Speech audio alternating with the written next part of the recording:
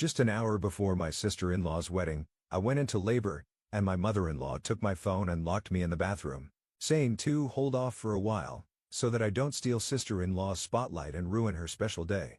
A few hours later, I woke up in the hospital and my mother-in-law was begging me not to press charges, but oh boy, her face went pale when hubby announced this.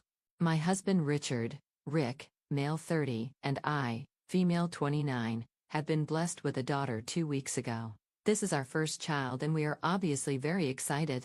Things have been very busy on our end and we are just adjusting to being parents. It's a hard shift for both of us, but we're trying our best. We don't really have much help because of what happened on the day May, our daughter, was born. It was one of the most traumatic experiences of my life and I don't think I can ever forget it. Even the happiness of May's arrival is not enough to help me shake the paralyzing fear I felt that day. I think I would have died if not for my husband's timely help. But despite the horrible event, I still feel that since it involved family, we should be a little softer with them because May is the first child in the family. But I am unsure and my judgment is clouded with all these hormones and baby duties, which is why I've come to Reddit for help. This story might be long and has a lot of characters, so please bear with me. Rick has two sisters, Anna and Emma, and both of them are younger than him. Anna is 28 and Emma is 24. I have a very good relationship with both of them and I think there is no animosity between us. We aren't very close since all of us are busy in our careers and don't meet that often. Emma doesn't even live in the same city as us. But we try to catch up once in a while and stay connected via texts or calls. Another important person in Rick's family, and in this story, is my mother-in-law, female, 53. While I am not on very good terms with Anna and Emma, Rachel is a different story altogether. We don't exactly see eye to eye, and I honestly think she has a problem with not just me, but with everyone. She's the biggest control freak you can imagine, and she just doesn't stop. She wants everything to go according to her whims and fancies. Her kids, all three of them, respect her wishes for the most part because she was the one who raised them after their dad abandoned them, so they try to make life easier for her and themselves. Moreover, if anyone dares to want something other than what she wants, she reacts, and the reaction can range from disapproval and moping to a full-blown meltdown with tears and tantrums. It gets difficult to deal with her, so I try to stay away as much as possible. Rick understands this. He knows his mother is problematic, so he lets me keep my distance and deal with her as I see fit. On my end, I might understand how he feels about her, even despite her controlling nature, so I let it be. She doesn't like me much, so she doesn't meddle in my life, and that suits us all. However, things got out of control a few days ago, and it was all because of her. Now, I don't think anyone can ever forgive her. On the day May was born, Anna was getting married. It was a lovely ceremony, and her husband Jonah, male, 30, is actually Rick's friend. He proposed to her around a year ago, and Anna had asked me to be a bridesmaid, and I had accepted. However, when Rick and I found out I was pregnant, I had to request her to ask someone else because I knew I wouldn't be able to manage it. This was almost 6 months after the proposal, so only 6 months before the wedding. I was 3 months pregnant by then. I had assumed I would get backlash from her for backing out halfway, but I knew I had to prioritize. I was extremely nervous and jittery before telling her. I feared our relationship would be strained forever, but to my relief and surprise, none of that happened. Anna was overjoyed when I told her. She actually forgot about her wedding for a while. When I told her I wouldn't be available for duties, her response was, "Obviously I'll be taking care of you." She even considered shifting the wedding because she didn't want me to miss it, which I would have if May had been born then. That ultimately didn't happen for a lot of reasons, and honestly, she shouldn't have done it anyway. It was a close call in the end, but she supported me throughout. Emma became the maid of honor, and I knew the two sisters were busy preparing for the wedding, so I didn't bother them much during the pregnancy, which was harrowing for me. Still, both stayed in touch as much as possible, and came over and supported me a lot. I feel a little guilty for not supporting Anna on the most important day of her life, yet she supported me the whole time. The only person who was a little pissy about the whole thing was my mother-in-law. I think she was annoyed I couldn't be the maid of honor anymore, which caused some disruption in the wedding preparations. That seemed like the only logical explanation and I got where she was coming from. But the hostility, for lack of a better word, continued even after Anna was okay with the pregnancy and my not being maid of honor. The bride wasn't mad in the slightest, but Rachel somehow started antagonizing me from that point on. It was weird. But I thought maybe I was on edge because of the hormones and she was on edge because of the wedding, and all this was just creating false narratives in my head. I ignored her as best as I could and things were mostly fine. Things got out of control literally and figuratively during the wedding. It was 2 weeks ago and I was pregnant out of my mind. My feet were swollen, my belly was huge and I felt like I would pass out. But I still wanted to attend the wedding because Anna wanted me there. I had asked her beforehand if she wanted me there because I wanted it to be her day. I told her the presence of a heavily pregnant woman might take the attention away from her and I didn't want that. Wedding days are for the bride and groom and I would hate to be the one to take away from that. When I told Anna this, she was actually offended and hurt. She said she couldn't believe I'd fill my head with this useless crap and not attend her wedding. She said she didn't care about attention or limelight. All she wanted was her family there to support her on her wedding day. She said, I had to come and not worry about drama. I knew she meant it. She's not the type to mince words. If she hadn't wanted me there, she would have been upfront about it. But she did. And she said so emphatically, and I believed it was my duty to be there for her. So even though I was physically uncomfortable, I knew I had to be there for her on her wedding day. I'm not going to lie. There were a lot of people murmuring, but I did my best to ignore them because I knew Anna was happy I was there. That's all that mattered to me in that moment. Rachel didn't interact with me much and she glared at me the entire time, but I was too uncomfortable to notice. I didn't have the energy to deal with her or make sense of her passive-aggressive behavior towards me, so I just let her be. She could glare all she wanted. I wasn't going to react to her. Then came the main incident that left not just me but everyone around me shocked and scared to the core. I started feeling uneasy just before the ceremony was about to begin. By then I had already met Anna. I got up and went upstairs thinking it would help me feel better and I'd return once I did. Little did I notice that Rachel had followed me. I was feeling sweaty and weird, so I went to the bathroom when suddenly my water broke. It was a genuine flood and I started panicking because even though I love my daughter more than anyone, she had chosen the worst possible time to arrive. I couldn't think straight and thankfully not. I saw my mother-in-law in front of me. By that point, I was crouching in pain. She rushed to me and I told her to take my phone and call Rick immediately because we needed to get to the hospital. She helped me up and made me sit in the bathroom and I gave her my phone. That's when she flipped. She said she'd make sure Rick came in an hour once the ceremony was over because she didn't want me to steal Anna's spotlight. I asked her if she was crazy and said there was no way I could handle this for an hour. I tried snatching my phone from her, but she locked me inside and took my phone with her. So there I was, pregnant with my child, literally on the way, in a bathroom, sitting on a toilet with no phone and no husband. I don't know how I didn't have a full-blown panic attack, and thank God I didn't because I don't know what would have happened otherwise. I got up and gradually made my way to the door and started banging on it. I screamed and screamed, but since the washrooms were on the first floor and everyone was seated for the wedding by then, no one heard me. I screamed until my voice was gone but no one came. That's when I genuinely felt I was going to die and take my baby with me. I was exhausted, drenched, sweating like a pig and had no voice left. That's the last thing I remember. I don't know what happened after I had passed out from exhaustion. I don't even remember how I got to the hospital. I just know I did. I woke up a few hours later and I was in the hospital with Rick by my side sobbing. Took me a few moments to realize where I was and make sense of everything. When I saw Rick crying, I assumed the worst. Everything came flooding back, mother-in-law locking me in the bathroom, my crying, and I thought May didn't make it. When Rick saw I was awake, he heaved a sigh of relief and started crying in my arms. I didn't know what to make of it and felt a sinking feeling in my stomach. Then I saw the nurse come in with a baby girl and I heaved a sigh of relief. I honestly wanted to slap Rick for messing with me like that, but he said he wasn't messing with me. He was just relieved I was okay because I was unconscious when he found me in the bathroom. I held my daughter for the first time and I don't think I'll ever be able to forget that feeling or that any better emotion than that exists in life. I just don't think anything will ever top what I felt in those moments. Rick didn't give me any details at that point and I'm grateful for that because I didn't have the energy to deal with it. I could faintly hear some commotion outside and I asked him what was up. He said mother-in-law was outside and wanted to come in and see her granddaughter.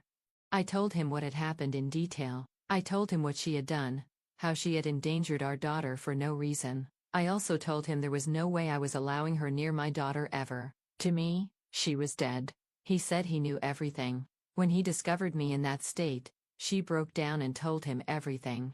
I told him that just because she broke down doesn't mean I was going to forgive her. He laughed and said his mother was dead to him from this point on, and that he was going to press charges for life endangerment. He said he would go the legal route and make sure she was punished for what she had done. When I heard him say that, I felt a weight lifted off my shoulders. I know he loves his mother, all three of them do, but after the stunt she pulled, which could have cost me and my daughter our lives, I was in no mood to forgive her. If Rick had chosen her over me, our marriage would have been over. There would be no coming back from that. And somewhere deep down, I anticipated that he might choose his mother because despite everything, she had worked very hard to raise them. Maybe I wasn't expecting him to stand up for me the way he did. But I'm not complaining at all. If anything, it has made me love him more, if that's even possible. I asked him how the wedding went and he said it went fine. Emma and Anna were waiting for him to call so they could visit us. I asked if Anna was mad and he laughed, saying I didn't have to worry about Anna at all. She's been beaming with pride and joy, claiming that her complete family was at the wedding and that May's birth was the best gift she could have received. I had tears in my eyes when he told me that, and I told him to call them immediately. Within a few minutes, Anna, Emma, and Jonah were at the hospital with me. The best part? Anna and Jonah were still in their wedding clothes, and Anna said there was no way she was going to pass up the chance to take a wedding picture with her niece. I started bawling full on, and it was such a heartwarming moment. After the picture, I apologized to Anna for ruining her day. She hugged me and said I was looking at it all wrong. I had made her day. I told her about mother-in-law's behavior ever since we announced the pregnancy, and Anna said the only thing I did wrong was not telling them sooner. Maybe they could have put a stop to her drama. I told her I didn't want to cause trouble and Emma chimed in, saying any amount of trouble was fine as long as I was safe. I have tears in my eyes even typing this because that's when I knew they loved me like family. I wasn't just Rick's wife to them, I was family. Anna is one of the best women I know. She's so secure, so happy. No wonder she is where she is today. I really don't know how Rachel is so different from her children. It's like they saw her and realized that's not what they wanted to become. It's weird, but I don't care. It was beautiful. Mother-in-law was still outside apparently, and Anna had told her on her way in that she would make sure Rick and I pressed charges. Mother-in-law wanted to come in and meet May, but I didn't want her anywhere near me. Anna said we needed to keep ourselves safe from her. Anna apologized to me, feeling she hadn't addressed her mother's overprotective instincts or made it clear enough that she had no problem with my pregnancy. She said that if she had, maybe the incident could have been avoided. I told her she had made me feel safe and there was no way she was at fault. All the while, Rick was outside talking to mother-in-law. When I was discharged and came home with May, 2 or 3 days later, Rick told me what he and mother-in-law had talked about. He said he had informed her he would be pressing charges and that she could eat us because nothing would change that. He also told her she was never allowed in May's life. She was not her grandmother in any capacity. She chose to put my life and my unborn child's life in danger over an assumed slight that didn't even concern her. He also said all the money he had been giving her, mother-in-law was living off of Rick's and Emma's money, would be substantially reduced. And that's when she started crying, saying she had slaved away her whole life for the kids and didn't deserve this. Rick told her that while he knew and appreciated all she had done for them, that didn't mean she had control over their lives. He said she was in the wrong and he had been ignoring or making excuses for everything she did for years, but not anymore. When it came to May and me, she needed to know she had crossed a huge boundary and proven she was not safe to be around, especially since Anna never had a problem. Rachel said that as a mom she understood that Anna hadn't wanted me there to steal the spotlight, but Anna overheard and tore into her. So we are proceeding with the case, that's for sure, but Rick will handle it because I have a newborn to care for and can't be arsed with this drama. Rick said he would handle it. None of the siblings are willing to talk to her anymore. Anna has completely cut her off, and Emma only talks to her when necessary, and Rick and I are obviously no contact. I don't think mother-in-law anticipated this, and maybe she genuinely meant to protect Anna, however twisted it sounds. I'm not defending her, not in the least, but I still feel bad for her because it all backfired so horribly. Now a part of me wonders if they should talk it out with her because it feels wrong and bad to me. I don't know, maybe I'm not thinking straight. I know if I mention this to Rick he'll fly off the handle. He's furious with her and can't even look at her right now. I hadn't anticipated this, but here we are. Update 1. Well, any reconciliation is off the table forever. I know I haven't updated in a long time, but well, I'm a new mom, so between keeping myself and my kid alive, I've been busy. The good thing is that May turns 8 weeks old in a couple of days, and we're all super excited. Anna and Jonah have been real sweethearts, helping Rick and me a lot. Emma had to go back to work but calls almost every day. May is literally the light of everyone's eyes. They dote on her and the group chat is full of her pictures. There's been no contact with mother-in-law. I convinced Rick not to press charges because we have too much on our plate and it wouldn't serve any purpose.